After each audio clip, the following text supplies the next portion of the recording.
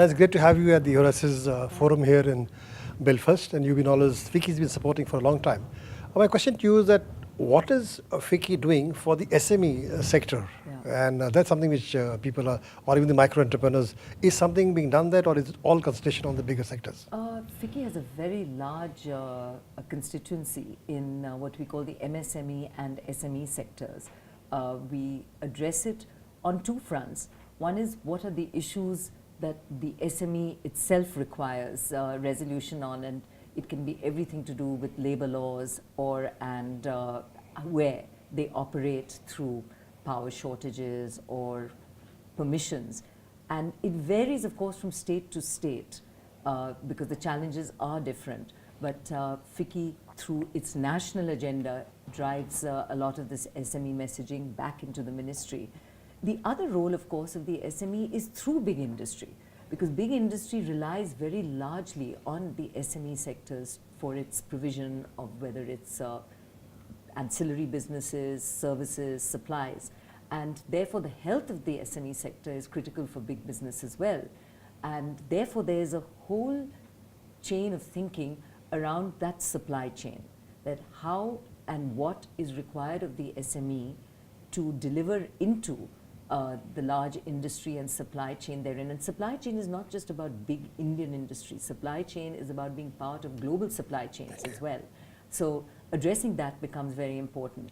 And in order to do that, it also requires the highest standards of governance, because you can't belong in, particularly in a global supply chain, unless you adhere to the best standards. And you have seen how in Bangladesh now suddenly that is in focus. Yes.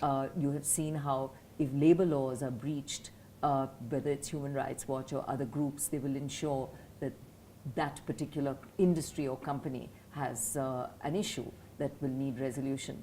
So to raise the bar in terms of performance, to ensure that there's compliance at a global level, is also a role that FICCI plays.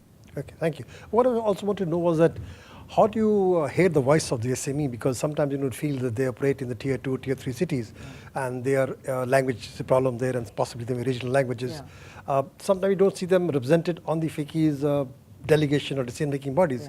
So how does their voice get heard? Who speaks on their behalf, really speaking, or the big industry actually hijacks their agenda and says, I'm saying on their behalf. So I wanted to be sure that the actual voice is being heard from the grassroots level. Yeah, well, the way FICCI is constituted is we're an apex chamber, and our membership is made up of other chambers of commerce, which includes chambers which come from the states and chambers which therefore represent the SME. So it's a voice that has a big, loud voice right up to our National Executive Committee level. And so it certainly gets heard and deliberated on. And because of the nature of collaboration of large industry and small, it's a voice that cannot get ignored, because for every company that is big, one of its suppliers is an SME. So you would inevitably have that voice coming, whether it's through large industry or through the formal representation that FICCI has. It's a bit unusual to have SMEs represented in a business delegation which comes with the minister. However, we do special delegations for SMEs, which are also led by the minister or indeed by President FICCI. So we have indeed taken these SME delegations, and then they're very specific. It will be, for example, just around textile machinery, or it will be specifically around a particular sector which has its issues or is attempting to build a bridge, say with a Cambridge Technology Center or so on. Okay. Another area we'd like to talk about is incubation of entrepreneurs. You say that they are the lifeblood of Indian economy.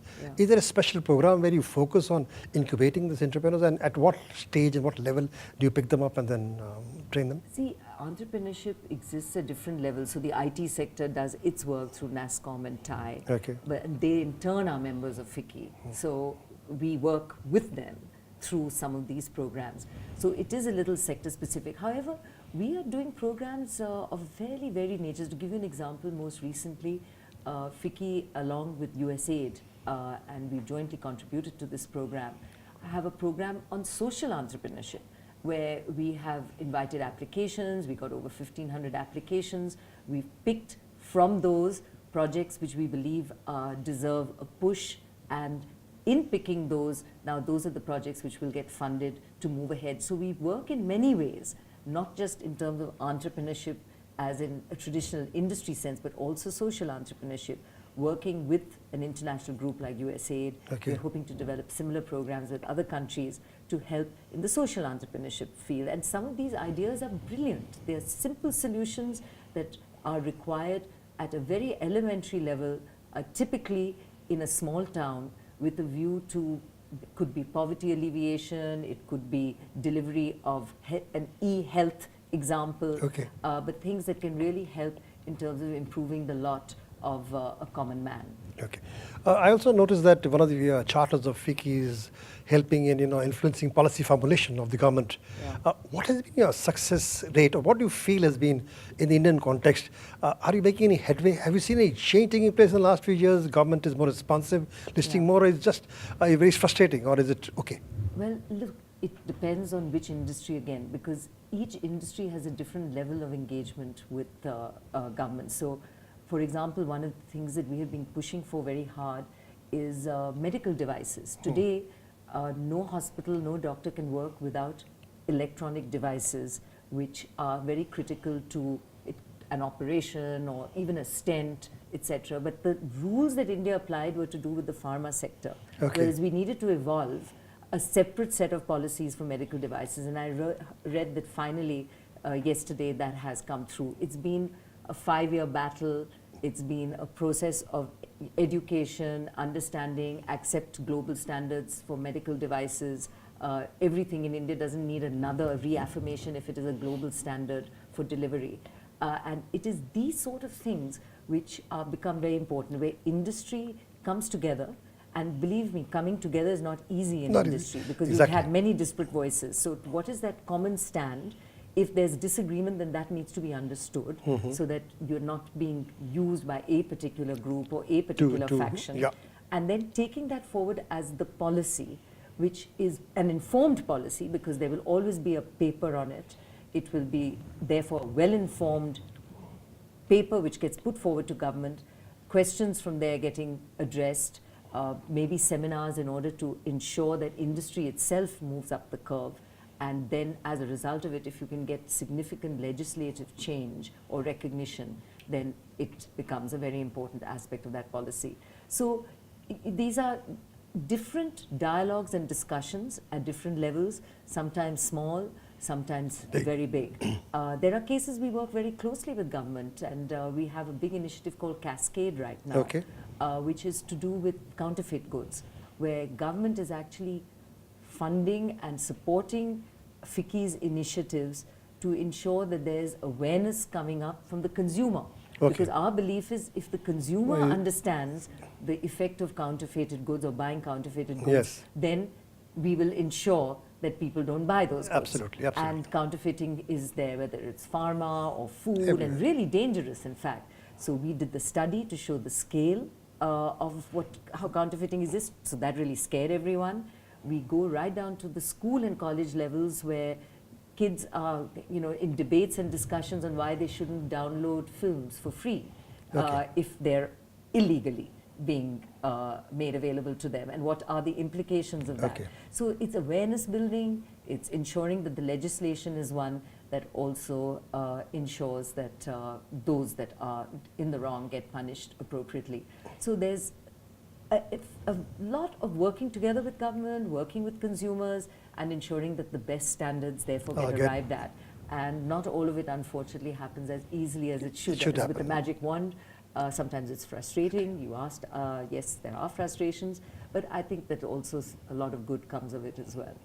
Yeah, I was saying that it's very fashionable to talk about clean technology, sustainable growth, talk about renewables and all. Yeah. What was that really? Is there something tangible happening, or it's illusory, or it's too slow? It sometimes looks like it's such a small drop in the ocean. Yeah. What is FICCI doing to get involved in this very crucial part of it? With you? Well, it's a very large area, right? I think India today has seen reasonable success in the wind space, where today we are one of the largest producers of wind energy. And the challenge for us is not so much the production of wind energy now, but as to how to wheel it through a grid.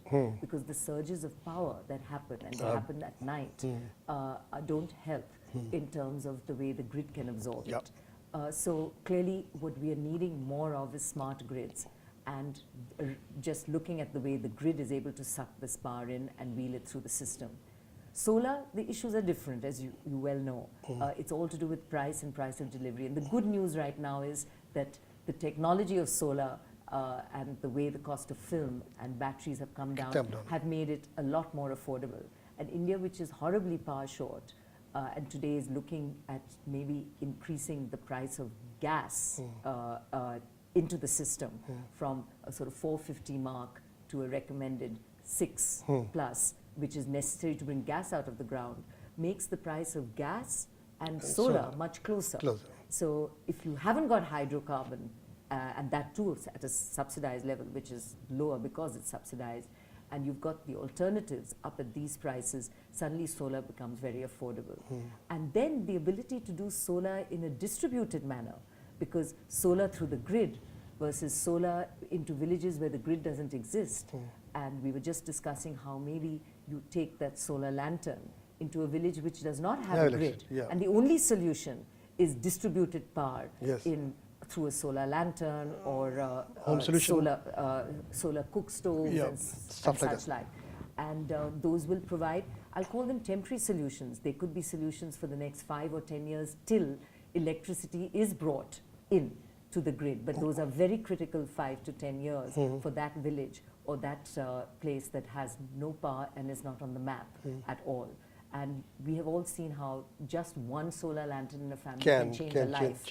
It allow the entire family to stay awake later, kids to study, and the certainty of having that power, particularly in many parts of North India where, you know, in the winter you would get dark by 5 o'clock. Absolutely. So those are very productive hours for families and people.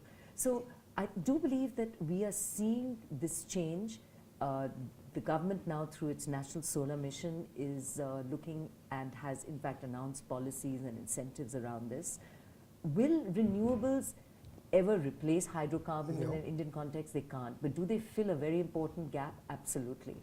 And if we can build our renewable space into the gap that we are facing right now through the whole hydrocarbons delivery of power, then it plays a very, very critical role and has the good fortune of also being clean. Absolutely. And therefore brings clean tech to India. So that brings me to the point, does FICCI have a vertical which is looking at clean tech and renewables totally, and is it really focused on that? Because absolutely. Yes, and tell me something about that, because you know a lot of people need a lot of training in that, because at the moment what has happened was that my experience has been in solar. I've been to Bihar, lots of places that a lot of people lost faith in solar because in the initial days we went in for very poor quality of solar products. So there was a drop in faith. Now you're talking of retail products. Yes. And then over a period of time now, certain good products are coming to the market and there is a little confidence building up. So there's a need for certain kind of things to come up where industry bodies to support it, so the solar goes and solar mission becomes something tangible. So is there a vertical? We have to discuss this again at two different levels. One is solar as industry sees it, which is solar delivery through larger solar plants, which then deliver to the grid and off-grid. Or off-grid to the extent that it's captive power. Versus what I think you're saying, which is to do with distributed solar, which is retail products. And I think there, it again is an SME's answer. But what we have seen is bodies like IFC and others who have engaged to ensure that the technology that goes in, so if it's a cook stove, it should be one that the consumer can absorb, but even more that product can be serviced in the event that it goes down or isn't working properly. And that has to do really more with the product and its supply. So the role that FICCI plays in that end is really, very minor, because it has to do with the delivery of the product and must conform to some product standards standards which need to be delivered. But the role we play in terms of overall policy to ensure that is where the solar system works, how does the regulator work, how does the solar sector develop private equity within it, etc. Those are the spaces which FICCI absolutely can and does engage in. And then separately, FICCI has actually worked and adopted some of the villages with TERI in terms of delivering solar lanterns. But there the work is more financial and engagement therein to make sure that the audits happen Okay. and that the work is actually going on as promised. Okay. But we work through NGOs Okay. Who are in fact working A lot of in these NGOs, yeah, spaces a lot of because they know how to deliver Yes. and what to deliver. Yes.